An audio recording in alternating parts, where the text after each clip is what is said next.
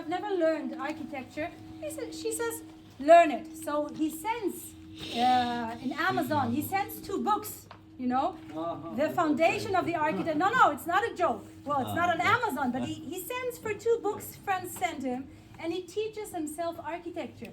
Konrad Schick built a lot of buildings in Jerusalem, and he taught himself architecture. And this was his first building. We'll go and see it. Next to it, it was here. So they moved the hospital wing into this new wing, and the school was still here.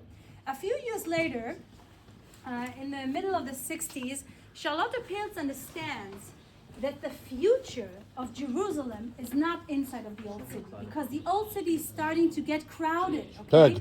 We are crowded more and more and more, and she buys a piece of land which is called, which in her German writing she calls Gottfriedshöhe, the high place of Gottfried. Anyone knows where that is? Anyone had an idea what the Arabs, the local Arabs, and also the people of that time referred to when they referred to? لا Schmidt maybe, the Schmidt maybe area. No. We are guessing only. The one in Abdelbatir. No, it's very low area. It's somewhere in today. It's for the Polish. Midtown. You said the high place? Yes, it was a high place. Huh? No. So it's today actually the center of town, and it's called today where the old Mashbir is. It's called, there's what is left here, Talita Kumi. She buys that land. When she buys that land in 1864, something like that, it's empty there. There's nothing there. I want to show you I want to show you a card by Wilson. Can I? Yeah, I'll put it here. I want to show you a map. I want to show you a map by Wilson. It's 1860. It's 1865. Okay, you can see. Sorry, you can see. So we have the old city. We have the Russian compound, but otherwise around it we have almost nothing. So in 1865, when she buys, 1 year before that, when she buys the piece of land, there is nothing there. Imagine how much courage she has to buy this land. She foresaw the future, and she bought a land which is what's called Gottfriedshöhe, the height of Gottfried, because Gottfried was a crusader that came, and so on and so on. And she buys that piece of land, which is somewhere over here. There's really literally nothing. And she asks Schick to build them a small summer house. Because in that time, the European community who lived inside of the city already had some small summer houses outside. So this is basically, what do we have outside? We have the house of, until now, we have the house of Gobat, right? We said 1853 on Mount Zion. So this is not really outside of the city. It is outside of the city, but it's very, it's close, okay? We have, in 1855, we have a kind of vineyard which the consul Finn built outside of the city. And 1860 we have Mishkenot Shananim, and we have the Russian compound. But besides that, there's basically nothing. Okay, and she buys that land and she asks him to have like a summer house for the girls, which she teaches here.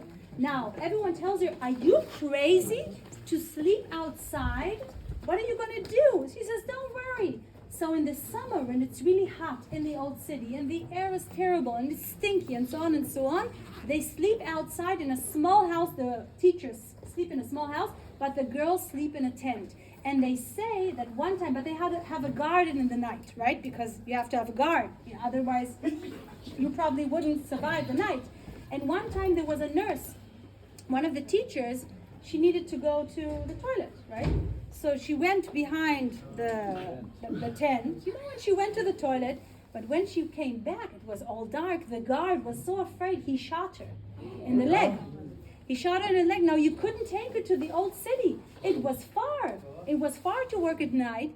So she was left there. And the next morning, with the first light, they went to the old city. And by a miracle, she survived. So you can understand that the conditions outside of the city were terrible. But after a few years, in 1866, we have another building. We have the Leopard's House, right? And then in 1868, Charlotte, 1868, 1868. Charlotte Pitts, 1 year before Nachalat Shiva. Have you been to Nachalat Shiva? Yes, Right? When was yes, Nachalat yes. Shiva? 1869. 60. So even before 9. Nachalat Shiva, she asks Konrad Schick to build her another huge house because she wants to build. She wants to have a new school for the girls, and this school will be known as. Anyone knows? It's still on her land. Schmidt. Yes, it's still on her land. No, not Schmidt School. It will be called. Wait. I don't have a picture of it here. It will be called Talita Kumi. So Talita Kumi started in here, but because of Charlotte Pitts and, let's say, her courage, she moved outside of the old city. So we have a lot of Christian institutions which start to leave the old city already in the 50s and in the 60s. Another big German institution, Christian institution, is Schnelle. Have you heard about Schnelle? So Schnelle was also sent to Jerusalem by the same institution like Schick, like Konrad Schick.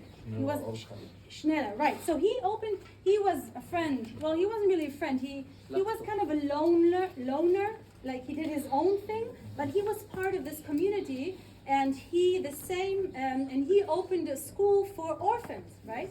So this was already also 1860 was the first building, and then it became a huge city.